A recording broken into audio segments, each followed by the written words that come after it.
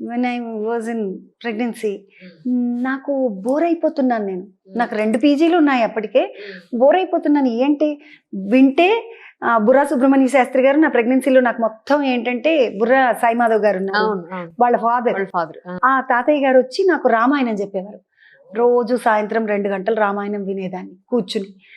అది లేదంటే బుడుగు, బాపురమణ గారు వాళ్ళు రాసిన బుడుగు, రోషనారా, సామ్రాట్ అశోక్, తర్వాత సామ్రాట్ పృథ్వీరాజ్, ఇలాంటి హిస్టారికల్ బుక్స్ అన్ని ఇవన్నీ చదివేసేదాన్ని.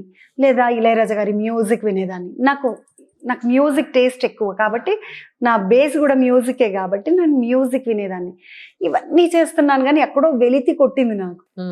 నాకేమీ ఆనట్లేదు శ్రీధర్, నేను ఖాళీగా ఉన్నాను, బాబు పుట్టాడు కానీ నేనంతా నా జీవితం అంతా ఇదేనా, వాడితో ఆడడము పాడడము అన్నట్టుగా ఉంది తప్ప ఇంకా వేరే ఏం లేదు. అంటే నా హస్బెండ్ అన్నారు, నువ్వు జర్నలిజం ఎందుకు చదవద్దు, డిస్టెన్స్లో జర్నలిజం చదివేసేయి కదా, ఇంట్లోనే ఉండి చదువుకోవచ్చు, నువ్వు ఎట్లాగో ఇట్లా ఈ పుస్తకాలన్నీ చదివే బదులు ఆ పుస్తకాలు చదువుతావు కదా. సరే జర్నలిజం చదివాను, తెలుగు యూనివర్సిటీ నుండి ఎంసీజే. ఏది చదివినా మనం ఫస్ట్ క్లాస్ మనకు పడాల్సిందే. అంతే.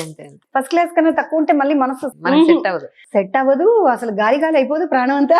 అంటే మనం అంత పిచ్చోళ్ళ లాగా చదువుతాం. మరి 15 రోజులు డోర్ వేసేసుకుంటే అదేదో నరసింహ సినిమాలో నీలాంబరి వేసుకున్నట్టు జుట్టు కూడా దువ్వుకుని నేను తిన్నానా చదువుకున్నానా పడుకున్నానా, తిన్నానా చదువుకున్నానా పడుకున్నాను. ఆ 15-20 డేస్ నాకు కిచెన్లో ఏముందో తెలియదు, మా అబ్బాయి ఏం తింటున్నాడో తెలియదు, వాళ్ళే చూసుకునేవాళ్ళు, అత్తయ్య మామయ్య శ్రీధరు. 15 రోజులు 20 రోజులు నాకు అలా ఎగ్జామ్స్ ఉంటే అలా చదివేదాన్ని, అలా రాసేదాన్ని, అయిపోయేది. ఫస్ట్ క్లాస్ ఖచ్చితంగా పడేది. సూపర్. తెలుగు చదివాను. మామయ్యకి ఒకరోజు ఆలోచన వచ్చింది, ఎవరు బయట ఏదో అన్నారు ఆయన్ని, దీక్షిత్ గారు వేరే వాళ్ళ ఆడపిల్లలందరినేమో థియేటర్కి రావాలి అంటారు, వాళ్ళ కోడలేమో టీవీ యాంకర్, వాళ్ళ అబ్బాయి ఏమో సినిమాలకి పనిచేస్తాడు, ఈయన మాత్రం అందరినీ నాటకానికి రమ్మంటారు అని. ఇంటికి వచ్చి అన్నారు, మీ ఏం చేస్తారో నాకు తెలీదు, మీ ఇద్దరిలో ఎవరో ఒకరు థియేటర్ పీజీ చదవాలి మన ఇంట్లోంచి. అంటే ఆ రోజు మా ఆయన అప్పుడు మా మామయ్యతో ఏమీ మాట్లాడకుండా లోపలికి వచ్చాక నాతో, నీ దండం పెడతాను, నీకేం కావాలంటే చేసి పెడతాను, నేను మాత్రం నీకు ఎలాంటి హెల్ప్ కావాలన్నా నేనున్నాను, నేను చూసుకుంటాను, నువ్వు మాత్రం చదివేసి, నేను మాత్రం చదవను సుజాత. 4వ పీజీ అలా అయ్యింది. ఎంఫిల్ చేశాను ఫోక్ ఆర్ట్స్లో. నా ఫోక్ ఆర్ట్స్ ఎంఫిల్ కూడా మెదక్ జిల్లా స్త్రీల జానపద కళారూపాలు పరిశీలన అనేది నా టాపిక్. మెదక్ జిల్లాలో ఏ అయితే ఫీమేల్ ఆర్ట్ ఫామ్స్ ఉన్నాయో వాటన్నిటి మీద నేను రీసెర్చ్ చేశాను, నా ఎంఫిల్ అది. తర్వాత పిహెచ్డికి నేను పీజీ గోల్డ్ మెడల్ వచ్చిన తర్వాత పిహెచ్డి ఆలోచన వచ్చింది, మనకు గోల్డ్ మెడల్ వచ్చిందంటే మనం చదవచ్చు ఇంకా. పిహెచ్డి అప్లై చేశాను. ఇప్పుడు నేను చేస్తున్న పిహెచ్డి టాపిక్ ఏంటంటే తెలుగు నాటకరంగ ఆచార్యులు సమగ్ర అధ్యయనం. అయితే ఇది చాలా వాస్ట్ సబ్జెక్ట్. స్కూల్లో నాటకం నేర్పించిన గురువు గారు కూడా గురువుగారి నాటకరంగ ఆచార్యుడే ఆయన కూడా. అయితే ఆచార్యుడు అనే పదానికి పర్ఫెక్ట్ ఇదేంటంటే ఉన్నత స్థాయిలో, ఇప్పుడు మనకి యూనివర్సిటీలో ఉండేటటువంటి ఫ్యాకల్టీని, ప్రొఫెసర్స్ని మాత్రమే తెలుగులో రాసేటప్పుడు, ఇంగ్లీష్లో రాసేటప్పుడు ప్రొఫెసర్ సో అండ్ సో అని రాస్తారు, తెలుగులో రాసేటప్పుడు ఆచార్య అని రాస్తారు. కరెక్ట్. సో నా పరిధి ఏంటంటే 2 తెలుగు రాష్ట్రాల్లో ఉన్నటువంటి ఈ నాటక రంగం ఉన్న డిపార్ట్మెంట్, థియేటర్ ఆర్ట్స్ ఉన్న డిపార్ట్మెంట్, అందులో ఆచార్యులుగా పనిచేసిన వాళ్ళు చేసినటువంటి ఎక్స్పెరిమెంట్స్, నాటకంలో వాళ్ళు చేసిన ఎక్స్పెరిమెంట్స్ ఏంటి అనేది నా రీసెర్చ్. సో ఫస్ట్ చాప్టర్ రాశాక పెద్ద గ్యాప్ తీసుకున్నాను, ఒక సంవత్సరంన్నర బిజీగా ఉంది. తర్వాత మళ్ళీ మొన్న మెల్లిగా సెకండ్ చాప్టర్ రాశాను. మా గురువుగారు భా అన్నారు, నువ్వు పెద్ద సెలబ్రిటీ అయిపోయావు, ఏమన్నా అనడానికి ఏమో కోపం ఇబ్బందిగా ఉంది, నీకు నేను చెప్పాలా, నువ్వు చెయ్యాలి కదా అన్న తర్వాత మా గైడు సరే, ఆయన స్ట్రిక్ట్గా చెప్పారు, నాకు నువ్వేం చేస్తావో తెలీదు, మే లోపల నాకు పిహెచ్డి థీసిస్ కావాలి.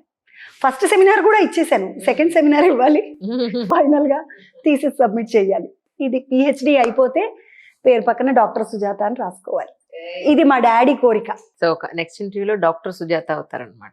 డాక్టర్ అయ్యే వరకు ఇంటర్వ్యూ ఎవరికి ఇవ్వను. కానీ ఐ థింక్ ఇప్పటివరకు ఎన్ని సినిమాలు చేశారు ప్రస్తుతానికి పైప్లైన్ ఉన్న మూవీస్ అంటే ఏం చెప్తారు? 10-11 మేబీ. లాస్ట్ మూవీ వచ్చేసి స్కై ల్యాబ్ చేశాను. స్కై ల్యాబ్ తర్వాత మార్టిన్ లూథర్ కింగ్ చేశాను, పెద్ద నరేష్ గారి వైఫ్ క్యారెక్టర్, మంచి క్యారెక్టర్, మంచిగా డైలాగ్స్ అదంతా బాగా ఉంది, పర్ఫార్మెన్స్ కి కొంచెం స్కోప్ ఉంది. ఒక 5-6 డేస్ వర్క్ చేశాను. బట్ మార్టిన్ లూథర్ కింగ్ బాగా కొంచెం, స్కై ల్యాబ్ కూడా మంచి పేరు.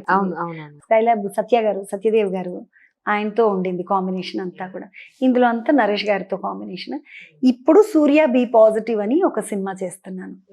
సూర్య బి పాజిటివ్లో నేను అమ్మని హీరోకి.